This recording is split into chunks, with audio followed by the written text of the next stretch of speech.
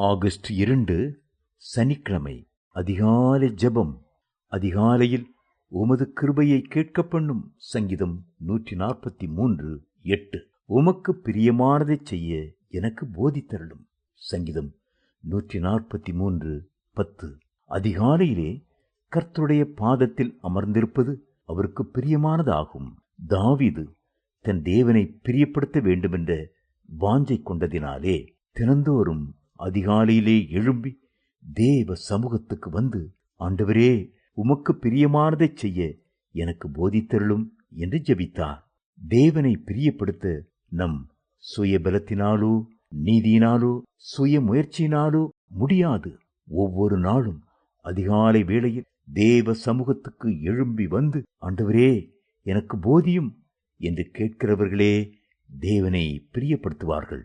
ஆம், கர்த்தர் நமக்கு போதிப்பார் என்றால் நிச்சயமாகவே அவருடைய வழிகளில் நாம் நடந்து அவருடைய பிரியத்தை பெற்றுக்கொள்வோம்.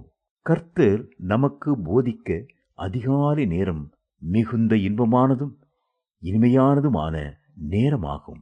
தேவன் நம்முடன் பேசுவதும் நாம் அவருடன் உறவாடுவதும் அந்த நாள் முழுவதிலும் கர்த்தருடைய சித்தம் என்ன என்பதை தெரிந்து கொள்வதும் அவரால் போதிக்கப்படுவதும் எத்தனை மகிமையான அனுபவங்கள்!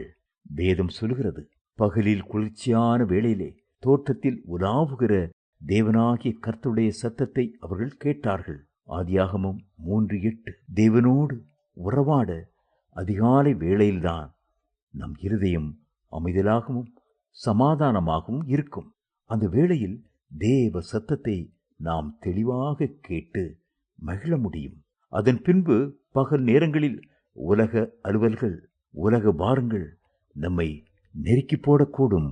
ஆகவே கர்த்தருக்கு பிரியமானதைச் செய்ய கர்த்தர் நமக்கு போதிக்கும்படி அதிகாலை நேரத்தை ஒதுக்க வேண்டும். தாவீது அதிகாலை எழுந்ததினால், நானோ நீதியில் உம்முடைய முகத்தை தரிசிப்பேன், நான் விழிக்கும் போது உமது சாயலால் திருப்தியாவேன்.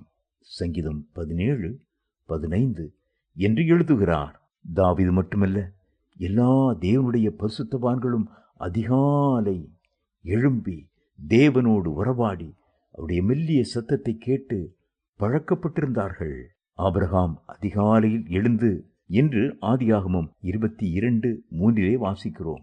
யோபு அதிகாலையிலே எழுந்து தேவ சமூகத்தில் சர்வாங்க தகன பலிகளை செலுத்தியதையும் வேதத்தில் பார்க்கிறோம். யோபு 1:5. இயேசு ஜெபித்ததை குறித்து வேதம் சொல்லுவதை பாருங்கள்.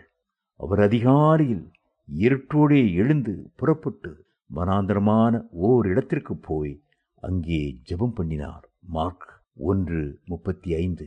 தேவ பிள்ளைகளே, அதிகாலையில் எழுந்து ஜெபிப்பதையும் தியானிப்பதையும் கர்த்தரோடு உறவாடுவதையும் உங்கள் வாழ்க்கையில் அனுபவமாக்கிக் கொள்ளுங்கள். அதிகாலையில் எழும்பி முழு இருதயத்தோடும் சந்தோஷத்தோடும் கர்த்தருக்கு ஸ்தோத்திரங்களை ஏறெடுக்கும் போது துதியில் பிரியப்படுகிற கர்த்தர் உங்களுக்கு தமது வழியை போதிப்பார். நீங்கள் எல்லாரும் கூடி வந்து கேளுங்கள். கர்த்தருக்கு பிரியமானவன் அவருக்கு சித்தமானதை பாபிலோனில் செய்வான். அவன் புயம் கல்தேயரின் மேல் இருக்கும் என்பதை இவர்களில் அறிவித்தவன் யார்? ஏசாயா 48:14.